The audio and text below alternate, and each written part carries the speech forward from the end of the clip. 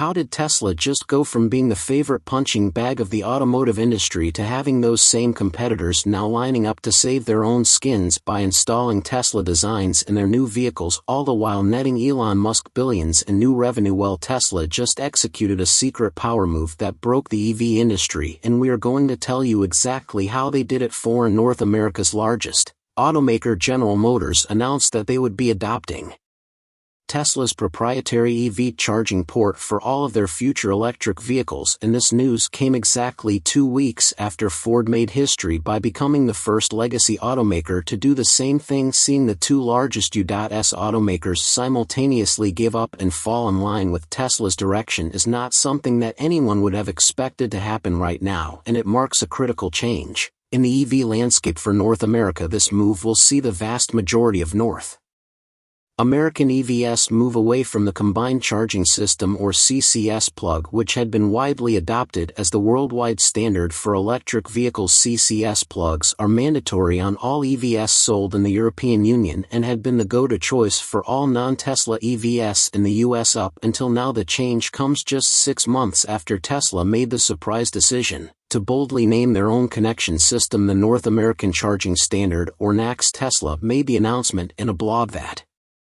claims their NACS vehicles outnumber CCS 2-to-1 on the roads of North America, and stated that the Tesla charging system is half the size and twice the power of CCS. This is where Tesla first extended the offer to other manufacturers who might want to adopt the Tesla standard, writing, "In pursuit of our mission to accelerate the world's transition to sustainable energy, today we are opening our EV connector design to the world. We invite charging network operators and vehicle manufacturers to put the Tesla charging connector and charge port, now called the North American Charging Standard, on their equipment and vehicles now." Given the legacy automakers' often patronizing dismissal of Tesla as a legitimate competitor or leader in the EV space for 20 years, we didn't actually expect anyone to accept this offer, but here we are. Tesla's partnership with General Motors is almost exactly the same as the one previously negotiated with Ford. GM will gain immediate access to Tesla's North American network of over 12,000 supercharger locations using Tesla's Magic Dock adapters to allow the currently CCS-equipped vehicles to charge by 2025, though GM plans to have all new vehicles made to use Tesla's NACS by default. And just like with Ford, Tesla will be providing GM with their software API, allowing GM's vehicles and mobile app users to search for nearby Tesla superchargers along with other charging locations. We are just now seeing the results of Tesla's plans with charging infrastructure, but they are planting seeds just like this in other areas. For example, AI building to a world-changing endgame. Tesla robots, millions of droids changing the way we live and work for better or worse. But can the rest of the world keep up? Besides just 7 mass tech companies, including Tesla, the largest companies in the world are seeing zero or negative growth and slashing jobs in the tens of thousands. There were even days last year where 99 of stocks, including Tesla, lost value. Now we're all thinking, wait, undiversified, why is my portfolio still in the red? Well, Goldman Sachs recently reported the ideal investment mix has shifted, highlighting how you can include real assets to help performance. Real assets like fine art. Goldman says art can help protect your purchasing power, and data shows the market is currently surpassing even its pre-pandemic highs.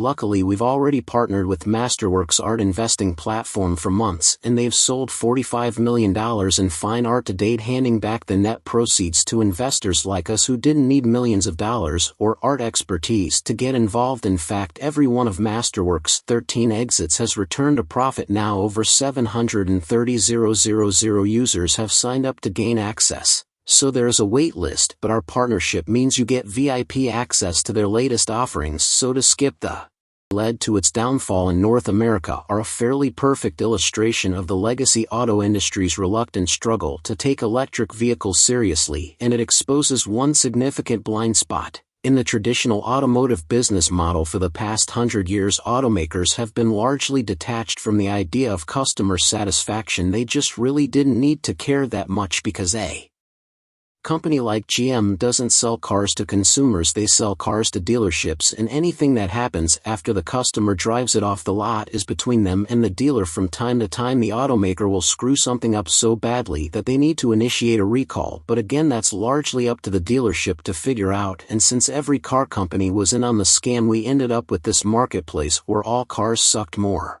or less equally, and we just kind of had to pick our poison, except maybe Toyota. But let's be real, Toyotas are kind of boring, so when it came time for the establishment to make their cars electric, it's no surprise that they just stuck on the most basic charging connector they could find and left the customer to figure it out from there. This came in the form of the J1772 plug, which was an AC-only charging connector that could supply 120 volts from a standard wall plug or 240 volts from a specially upgraded connection. Best case scenario, it would take like 8 hours to fully recharge a car, but again that wasn't the automaker's problem. Meanwhile, over at Tesla, they entered the market with a revolutionary model to sell direct to customers exclusively through online ordering. No dealerships, no middlemen, no salespeople, and as part of this direct to customer ethos, Tesla actually wanted people to have a good experience owning and driving their vehicles. So at the same time that they were developing the first Model S,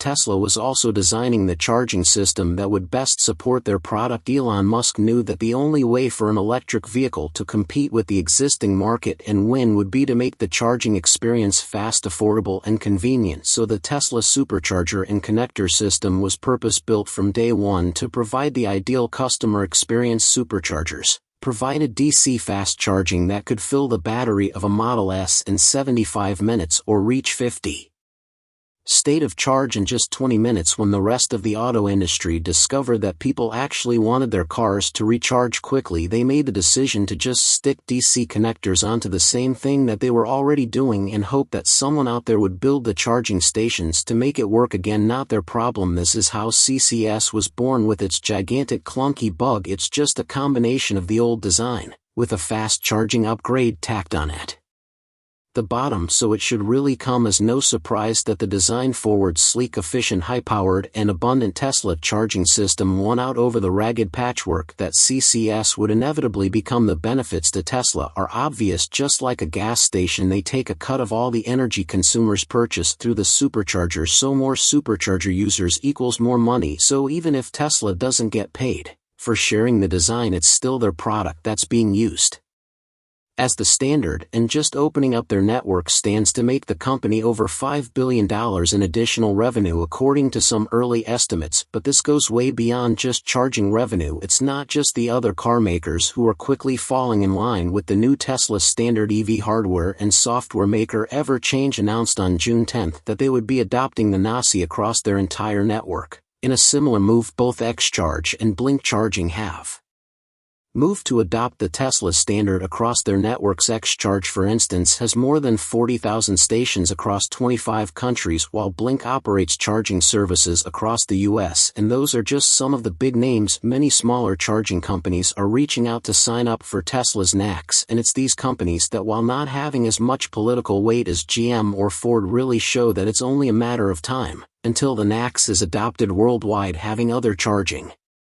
networks pick up their connector design just multiplied the number of available charging stations for existing and future Tesla owners, and it didn't cost Tesla a dime. But with this avalanche of success inevitably comes some stumbling blocks. The first is that not all competitors are lining up to adapt their superior tech. The larger companies like Electrify America pose a bit of a problem, as they already have multi-million-dollar deals in place with manufacturers who use the CCS standard, as well as some less used options like the CHAdeMO and J1772 adapter types. Electrify America is actually a subsidiary of Volkswagen, and they have existing contracts in place with Harley-Davidson, Hyundai, and Lucid Motors, which allow customers from those companies to use their chargers at discounted rates or for free. Adding to that, Electrify America diversified early and placed their charge terminals in places like mall parking lots and secure deals with companies like Walmart and Target to place their stations at those locations as well. This was all built on the CCS charging hardware, and trying to retrofit all of that existing infrastructure to NACS would be a spectacularly costly endeavor. Tesla and its supercharger network is direct competition, and Electrify America may not run as many charge stations, but they have the benefit of being in bed with a lot of powerful companies, and they could choose to fight Tesla on this takeover of the charging.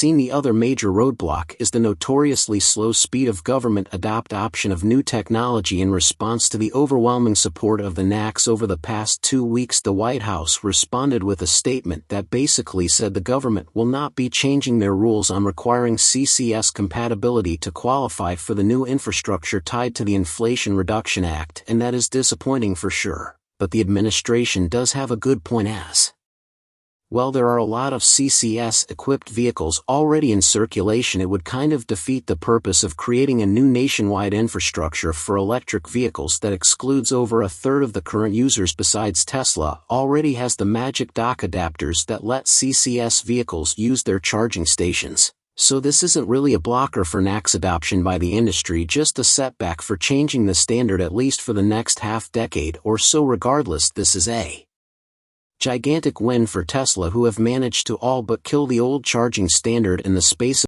So this isn't really a blocker for NACS adoption by the industry, just a setback for changing the standard at least for the next half-decade or so. Regardless, this is a gigantic win for Tesla, who have managed to all but kill the old charging standard in the space of about 2 weeks while putting them squarely on the throne. Don't forget to give this video a thumbs up today if you liked it. That is so important for getting our content out to more people. If you enjoy the content, then on the screen now, you help us make the best content we can, and we really appreciate it. Thanks for watching, and we'll see you in the next one.